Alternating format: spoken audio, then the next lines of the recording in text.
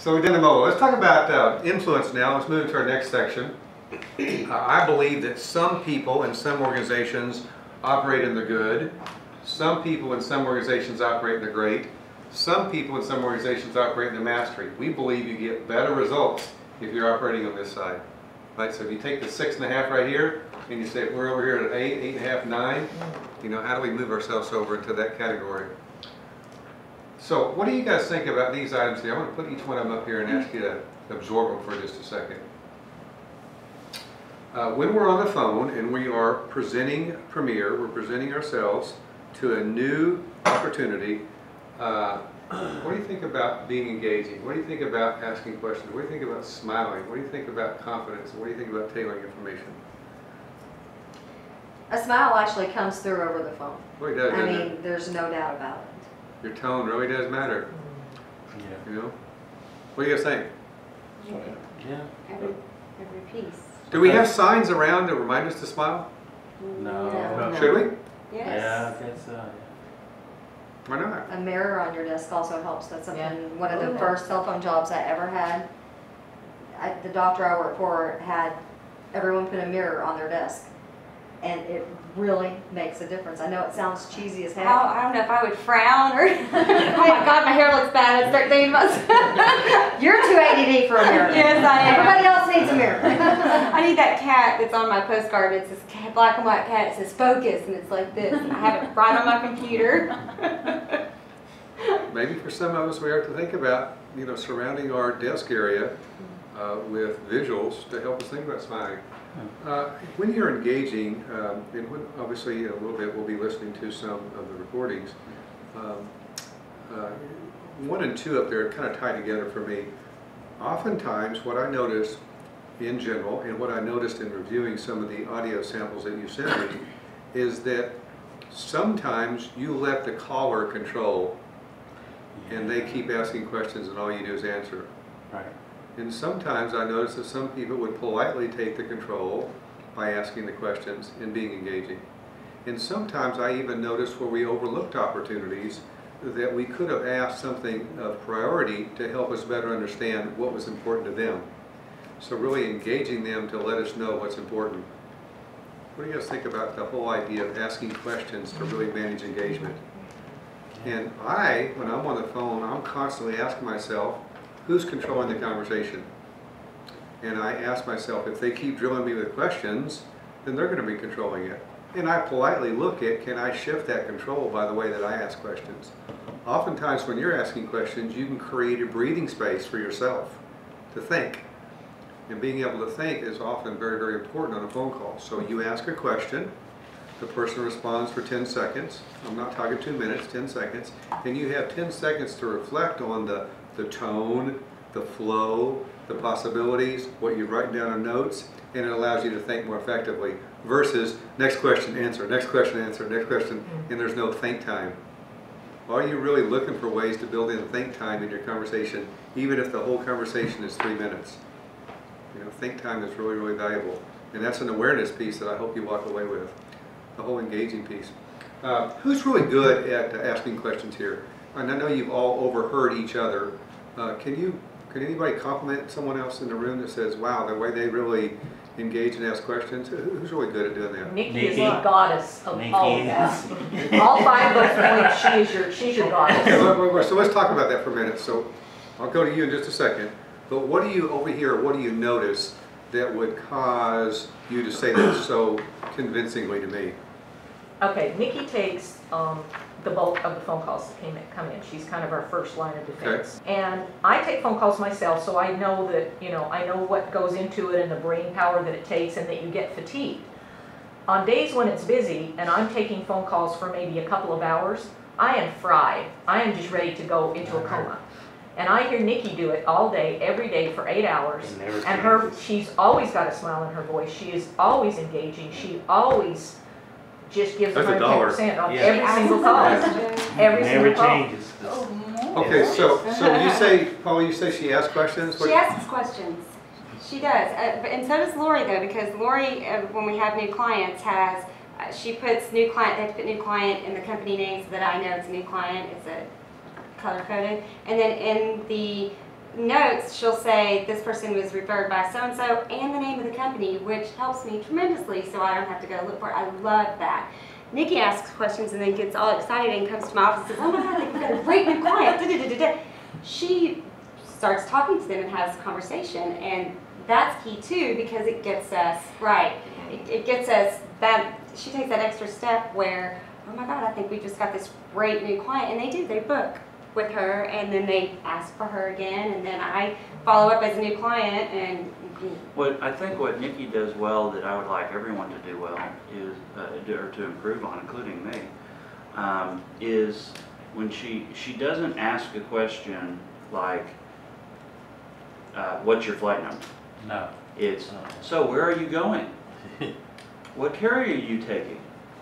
That type of leading question. Well, that sounds like a fun concert. Where is it going to be held? Not what's the venue. And so it's more conversational question answering. genuinely interested in what they're Versus, doing. Yeah. tell me your name, what time you want to It's pick not up. mechanical. Lori, Lori and I had a little exercise the other day. It was perfect. I listened to a deal that Lori said, and I sent it to her, and I said, listen to this and come see me. And so she listened to it, and she came in, and she hit the nail on the head. She goes, I was professional, and I was concise, but I wasn't friendly. Wow. And it really surprised me. You know, I was like, wow, that was really too reserved. It needed to be friendlier. So.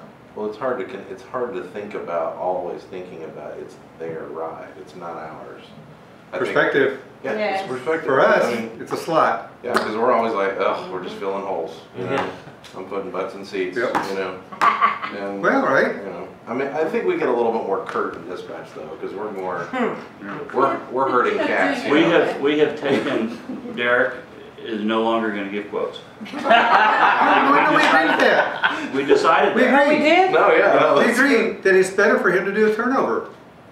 Yeah, I It agree. just is. Sure. Some people aren't very. Well, exactly, that's the whole point, is let's continue to, everybody rise higher, and let's continue to be our best in the best things that we can do. I think you do well. Yeah. I try to answer the phone as much as possible, and then before he answers it. No, Derek. Yeah. I do a radio to him, and Yeah, I've heard him. he's Yeah, but very operationally, and from his discipline, look how well he does the primary things that he does. Oh, he does it very well. He interacts good with the drivers. He's extremely focused at what he does. Yeah. Yes. Again, that's recognizing our talents that we have on Exactly, our team. as a team, right, The exactly. potential, Okay, so Nikki, so tell us about each one of those, if you would. Give us perspective, if you would. It's the accent, isn't it? Let her talk. I used to work for the British Embassy in South Africa. So anybody going into an embassy or going to redo their passports, those are the worst places in the world. And I'm about to hold my third passport, and I've probably applied for all of those this year. And those kind of things are intimidating. People going into embassies, passports, there's a lot of anxiety. So I had this job in the British consulate in South Africa, and it was a beautiful place to work. But I kept thinking, oh my gosh, these people are so stressed out coming in to apply for their passports, inquire about visas. Why can't I make it simple for them? If they call or come into the embassy, give them every single bit of information they need, so it's going to take them one trip and get it taken care of. Wow. So that's where I got So you back transferred from. that over. I have, because why make 5 phone calls? So I've kind of trained some of our clients. They need to have certain bits of information before they can call and make their reservations. Same thing in the embassy.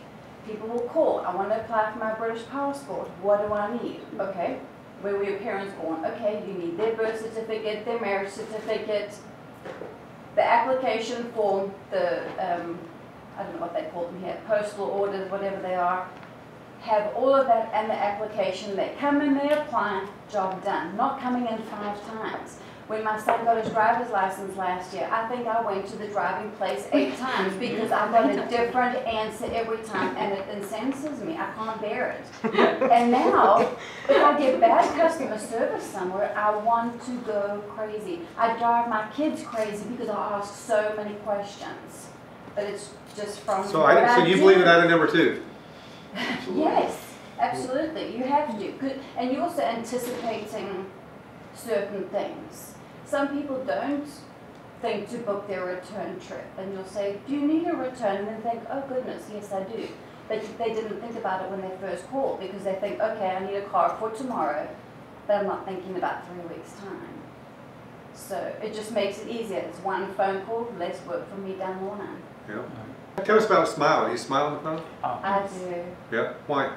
I just like to put people at ease because, again, it's anxiety for some people that have never done this kind of thing before. They've never used car service, or it's a new assistant. We have a really large company that uses us. They call, for assistants, call often, IPNAV. And it was a new girl that called, and I said, we'll be speaking a lot. And she didn't quite know what I meant at the time. But they have a very demanding boss, and they have a lot of clients coming in. And next time I knew exactly who she was, and she was just totally gobsmacked. She couldn't believe it. I said, I told you we'd be talking a lot. How about confidence? Yeah, it makes you more powerful, I think. And then how about tailoring the information to their needs? I mean, I do that all the time. So you think about the perspective of an assistant and what their needs are. Yeah, like I babysit the CEO of Southwest Airlines. He travels a lot within the U.S. and security on him is really tight. So I kind of know all the scoop. I have to call ahead, get driver information. She doesn't have to worry. I've gone home before, taken all the emails and phone numbers and the affiliates and called them and said, do you understand who this person is? Do you understand the sign you have to have? Do you understand, you know, after initial contact, the driver really shouldn't be talking to him because he's like you, so we can make a phone call. She doesn't have to worry about anything.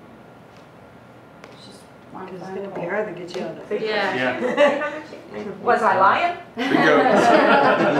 Well, and hopefully that can be inspiring for all of us as well. Are we going to be Nikki?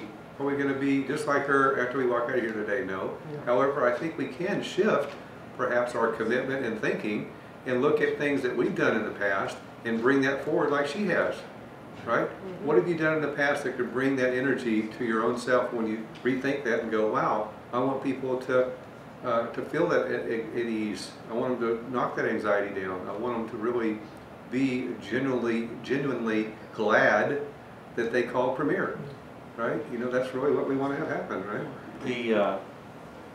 The thing that I think, and Nikki said it, anxiety is alleviated with most of us. I mean, all of us, you know, do a good job. And compared to our competitors, we do a great job, okay? Case in point, when we call our affiliate sometimes. Yeah. You know, They don't pick up, number one. yeah. But I mean, you get that, okay, what do you need? When? Yeah. Where? Mechanical. That's it. Mm-hmm. And Very short. Very short. And we need to, just as a little side note, we need to treat our affiliates as clients.